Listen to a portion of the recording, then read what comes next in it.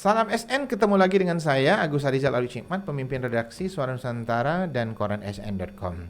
Dan hari ini episodenya sudah memasuki episode ke-32 dan kanal YouTube Lensa SN. Malam ini kita khusus ulas berita ya. Dan ulas berita malam ini seperti biasa kita ditemani redaktur pelaksana Dedi Suhendra. Iya. Selamat malam, Ded. Malam, Kak. Dan Dedi Suhendra, saya kenalkan sekali lagi kesehariannya. Meliput di Pengadilan Negeri Palembang, kemudian yang mengelola berita utama di Suara Nusantara edisi cetak dan berita-berita utama di koran sn.com. Dan seperti kita bicarakan sebelumnya, ya, bahwa kita akan ulas berita tentang dugaan kasus korupsi kredit di Bank Sumsel Babel. Dugaan kasus kredit di Bank Sumsel Babel ya. Dan ini infonya ada beberapa nama, ada mantan pejabat BSB dan pejabat aktif yang dipanggil oleh Kejagung ya, yang diperiksa di Kejati. Nah, mungkin Dedi bisa menceritakan ya. Terkait dugaan korupsi kredit di Bank Sumsel Babel ini, Kejagung turun langsung nggak ya ke Sumsel melakukan pemeriksaan para saksi di Kejati Sumsel. Para saksi sudah diperiksa dari hari Senin kemarin ya, di mana setiap harinya ada 5 saksi yang dipanggil oleh jaksa Kejagung. Dan hari Senin itu ada berapa nama yang dipanggil deh? Ada 5. Ada 5. Semuanya hadir ya? Semuanya hadir. Dan kita sudah buat di berita edisi Selasa di koran sn.com ya. Dan penikmat Lensa SN kami tidak bisa menyebutkan nama ya. Kalau penikmat Lensa SN penasaran silakan klik koran sn.com ya. Kemudian hari ini hari Kamis. Hari Kamis. Ada juga pemeriksaan, Dit ya? Hari ini ada 5 yang dipanggil oleh Kejagung di Kejati Sumsel. Menurut keterangan Kasih Penkum Kejati Sumsel, pemanggilan tersebut sudah dijadwalkan oleh jaksa penyidik dari Kejagung. Oke ya. Dan kemarin Rabu itu ada yang tidak hadir ya? Ya, benar. Infonya ya. Ada 1 orang yang tidak hadir ya? Dari 5, 2 yang tidak hadir, Kak. Oh, tentunya dia dijadwal ulang ya? Dijadwal ulang oleh Kejagung. Oke, tim SN sendiri ini ya, untuk penikmat Lensa SN ketahui itu menurunkan tim ya. Koordinator liputan Denny Kurniawan sempat berusaha untuk meliput ya. Tapi tidak bisa masuk ya, tidak dapat akses ya. Tapi kita dapat data dari Kapenkum tentang siapa saja yang diperiksa ya, benar, siapa saja yang tidak hadir ya. Dan untuk penikmat Lensa SN ketahui, sebelumnya ini Suara Nusantara dan koran sn.com itu secara rutin ya membuat berita tentang dugaan korupsi kredit di Bank Sumsel Babel. Oke, dan kemudian perkembangan berikutnya bisa diceritakan? Oke. Dugaan kasus yang ditangani Kejagung ini, awal mulanya kan Kejati melakukan penyidikan terkait dugaan kasus korupsi kredit di mana kerugian negaranya 13 miliar lebih. Dan dalam perkara yang ditangani oleh Kejati Sumsel tersebut 2 tersangka sudah ditetapkan kan dalam waktu dekat akan disidangkan di Pengadilan Tipikor Palembang. Namun dari terkait kredit di BSB ini, tiba-tiba pihak Kejagung turun ke Kejati Sumsel melakukan penyidikan dugaan korupsi kredit juga di BSB, Kak. Oke ya. Dan ini kerugian yang pertama yang dilakukan tangan Kejati. Di tangan Kejati itu berapa waktu itu, Dan? 13 miliar lebih, Kak. 13 miliar lebih ya, lumayan waktu itu ya. Dan untuk kasus itu kita sudah berhasil mewawancarai beberapa tokoh, Det ya. Benar. Bisa disebutkan beberapa tokoh yang sudah kita berhasil wawancarai? Tokoh Sumsel yang kita berhasil wawancari Bapak Susno Duaji, Pak Ruben, pengamat hukum dari Unsri yang juga tokoh Sumsel, dan Ibu Sri Sulastri. Dan saya ingat waktu itu Pak Susno Duaji yang pernah menjabat sebagai mantan Kabar Eskrim Mabes Polri berstatement bahwa penanganan kasus kredit yang ditangani Kejati Sumsel itu bisa menjadi pembuka dugaan kasus korupsi kredit lainnya. Dan ternyata Kejagung turun ya. Dan sampai hari ini ada pemeriksaan lagi ya? Ya, sampai hari ini tadi masih, Kak. Oke ya. Untuk penikmat Lensa SN ketahui bahwa secara rutin Suara Nusantara ini membuat beritanya di halaman utama ya. Dan ini adalah koran edisi hari ini, hari Kamis 10 Maret 2022 yang membuat berita salah satunya tentang pemeriksaan ya. Benar. Bergilir saksi dugaan korupsi kredit BSB terus dipanggil.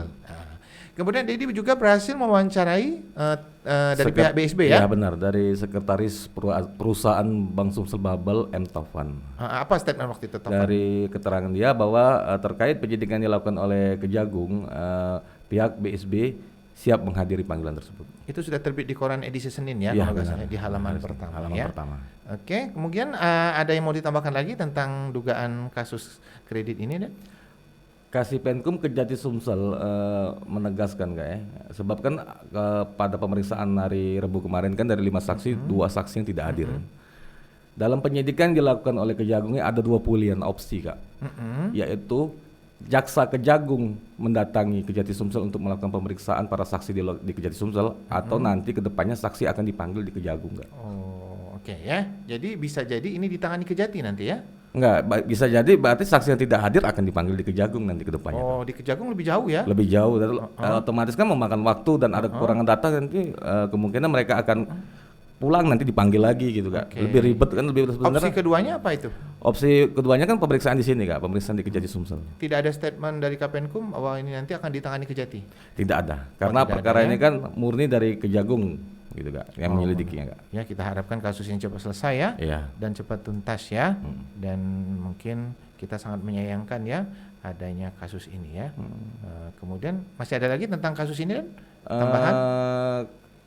Kejagung masih melakukan hari ini ya pemeriksaan hari ini. Untuk ke depan belum dipastikan, kata Kasipenkum ini belum dipastikan kapan Kejagung akan kembali lagi ke Kejagung, tim penyidiknya. Belum ya? Belum tahu, belum dipastikan. Masih stay di sini ya? Masih stay di sini. Dan untuk Jumat 11 Maret ada jadwal lagi dan? Belum ada pemberitahuan dari Kasipenkum apakah Jumat besok ada pemeriksaan atau tidak. Belum ada ya. Dan untuk penikmat license yang ketahui itu nama-nama yang diperiksa memang kami tidak bisa menyebutkan, tapi biar siapa tahu yang ada yang penasaran itu silakan klik koransn.com dan baca Suara Nusantara edisi cetak ya. Oke, dan ya sebelum melangkah ke season ulas berita berikutnya, seperti biasa kita ulas berita dan podcast Lensa SN itu ditemani tim kreatif. Tim kreatif malam ini adalah Maggie Chung. Malam Maggie. Malam Kak. Kemudian Ilham. Halo Kak. Malam ya. Dan pelan-pelan saya kenalkan ya. Mungkin banyak penasaran, Maggie Chung adalah mahasiswa semester akhir di kuat-kuat ya, Gi? Di Unika Musikalitas. Oke. Sekarang lagi nyusun skripsi ya, Gi ya? Iya Kak. Mudah-mudahan lancar skripsinya. Nah, kemudian untuk Ilham, Ya, saya berkuliah di Palkomtek Pak. jurusan apa? Jurusan Sistem Informasi. Lagi sibuk sekarang ya. Apa kegiatan di kampus? Kerja praktek. Kerja praktek ya. Oke. Nah, ini pelan-pelan penikmat SN sudah ketahui namanya, identitas tempat sekolah, dan pelan-pelan nanti wajahnya ya. Oke, kita lanjut lagi dengan ulas berita selanjutnya. Apa nih, Ded? Ini berita HL hari ini. Iya, benar Kak. Agak dahsyat ya. Iya. Usut tuntas dugaan korupsi sertifikat tanah di BPN. Oh, ya. Nah, ini kita berhasil mewawancarai mantan anggota DPRD Sumsel ya. Iya. Ada Kak Edward Jaya. Halo Kak Edward, Assalamualaikum, semoga selalu sehat. Kemudian kita berhasil mewawancarai ya Pak Ruben ya. Pak Ruben dari Pak Unsri. Ruben, mungkin Dedi bisa mengulangi. Pak Ruben adalah dosen Fakultas Hukum Di Unsri ya. Unsri ya. Sriwijaya. Seorang doktor ya. Doktor. Oke, kemudian siapa lagi Dedi berhasil wawancarai kemarin? Kasih penuntutan Kejari Palembang. Oke. Nah, untuk kasih penuntutan Kejari Palembang, Dedi bisa bercerita. Ya. Dari keterangan kasih penuntutan Namanya jangan lupa deh. Kasih Hedi Tanjung. Hedi Tanjung. Hedi Seha, dia mengatakan bahwa dalam perkara ini dari saksi yang telah diperiksa Kak saksi itu menyebut bahwa ada sekitar 120 warga yang mengurus sertifikat belum diproses. Belum diproses. Belum diproses. Sama sekali belum diproses. Sejauh ini mereka kasih penuntutan Kejari Palembang menyebutkan masih belum diproses, sebab mereka saksikan masih berlangsung nih Kak. Oke ya. Untuk mengklarifikasi. Tapi yang diproses malah pihak yang memberikan gratifikasi ya. Oke ya. Kemudian ada statement menarik dari Pak Ruben tentang gratifikasi. Boleh diceritakan Dedi? Bapak Ruben mengharapkan perkara ini untuk diusut tuntas Kak ya. Ya. Kemudian terkait gratifikasi, menurut beliau berbeda dengan suap. Suap ya. Pemberi tidak dikenakan. Ya benar, pemberi tidak dapat diproses gitu. Tidak diproses ya. Yang diproses hanya yang menerima. Hanya menerima gratifikasi. Oke, statement Pak Ruben ini Pak bisa Ruben dibaca di Suara Nusantara edisi cetak ya. Benar Indra ya? Benar Kak. Oke. Kalau yang tidak dapat koran Suara Nusantara edisi cetak bisa klik di koransn.com ya. Oke. Silakan lanjutkan Dan. Pak Ruben menilai dalam perkara ini kemungkinan terus berjalan nggak ya pelaku Berjalan ya, penyidikan dengan untuk banyaknya mengungkap saksi yang diperiksa, saksi Dit, yang ya. bergulir yang akan diperiksa Kak. Dan menurut keterangan dari pihak Kejari akan masih ada saksi-saksi ya. Iya benar, terus menjadwalkan karena untuk melengkapi berkas perkara 2 tersangka yang sudah ditetapkan dan ditahan, serta untuk mendalami penyidikan yang dilakukan. Oke, ini ya untuk berita sertifikat tanah 120 warga Karajaya belum berproses itu ada di halaman 1. Iya benar Kak. Suara Nusantara halaman 1 ya. Kelihatan ini Maggie ya di halaman 1 hari ini ya. Kemudian statement Edward Jaya. Ya. Mungkin Dedi ingat apa statementnya? Edward Jaya meminta perkara ini juga diusut tuntas Kak ya. Dan dia menilai bahwa pihak pemberi gratifikasi kepada 2 tersangka harus diungkap oleh Kejari Palembang. Oke, ini berbeda dengan Berbeda statement Pak berarti. Ruben ya. Nggak apa-apa ini ya, demokrasi ya. Saya bacakan dikit penikmat Lesa SN, statement Pak Edward Jaya apa? Dia pakai bahasa Palembang ya. Ado yang nerimo pasti ado yang memberikan. Iya. Untuk itu pihak yang memberi gratifikasi kepada 2 tersangka juga harus diungkap dan diproses oleh Kejari Palembang. Benar ya? Benar. Ya. Ini statement keras dari Kak Edward Jaya Edward ya. Jaya. Ya mungkin Kak Edward Jaya agak geram ya, ya dengan apa ini ya. Ini kan Ternyata program pemberian sertifikat gratis dari Bapak Presiden Ya. Jokowi ternyata di balik semuanya itu ada apa ini proses pelanggaran ya. pelanggaran Oke ya. yang mengarah ke tindak pidana korupsi. Oke, kita beralih lagi ke berita dugaan korupsi lahan jalan tol di Oki. Iya. Nah, mungkin Dedi bisa menyentuh sedikit. Nah, apa itu? Dari keterangan Kasipinkum Kejati Sumsel, penyidikan jalan ganti rugi lahan di Di tol Oki. di Oki hingga kini masih penyidikan Kak. Di mana dalam penyidikan ini jaksa penyidik Kejati Sumsel masih mengumpulkan alat bukti untuk mengungkap tersangka dalam perkara tersebut. Belum ada tersangkanya ya. Sampai saat ini belum ada Tunggu tersangka. saja ya. Mungkin para bapak-bapak jaksa ini lagi bekerja keras ya. Ya. Ya, mengumpulkan bukti yang kuat ya. Oke, kita beralih ke berita yang lebih soft ya. Ya. Oke, di halaman 12 Suara Nusantara cetak hari ini ada berita tentang giat dari Ibu Ketua DPRD Sumsel, Ibu Anita Nuringhati. Assalamualaikum Ibu Anita, semoga selalu sehat ya dan semakin cemerlang karirnya. Di sini giat Ibu Anita bersama Kasat Jenderal TNI Dudung Abdurrahman ya. Ini pertemuannya di Gede Agung kayaknya ya. Pertemuannya di Gere Agung, Ibu Anita sempat menyambut Pak Dudung yang tiba di bandara. Oke ya. Oke, kita beralih lagi ke berita yang lebih soft ya. Jangan berita yang korupsi terus gitu ya. Kita beralih ke berita halaman 6, halaman Lahat Bercahaya. Saya baca aja dari sini ya. Ini ada berita giat pemerintah tentang peringatan Isra Mi'raj, momentum mendekatkan diri kepada Allah Subhanahu wa taala.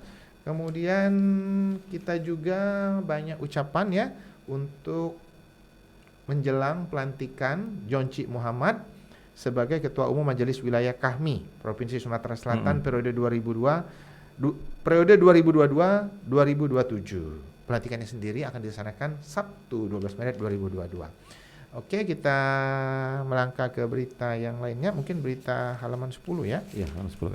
Halaman 10 adalah halaman lacak ya. Jadi bisa baca ini. Oke.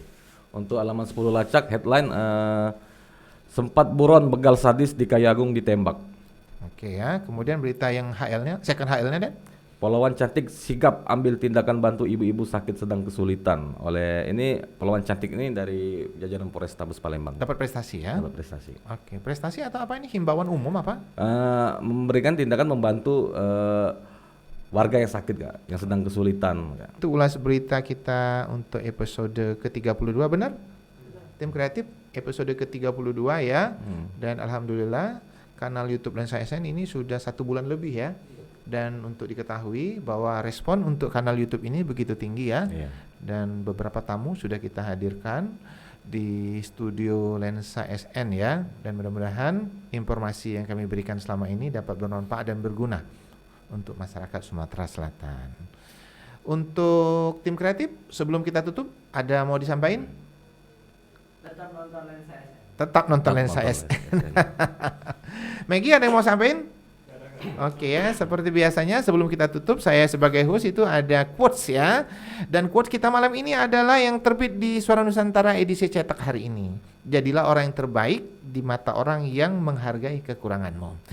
Oke, penikmat Lemsa SN, tetap tonton kanal YouTube ini dan jangan lupa untuk selalu like, comment, share, dan subscribe agar informasi menarik dari kanal YouTube ini tetap tersebar merata di bumi Sumatera Selatan. Demikian dari saya. Assalamualaikum warahmatullahi wabarakatuh.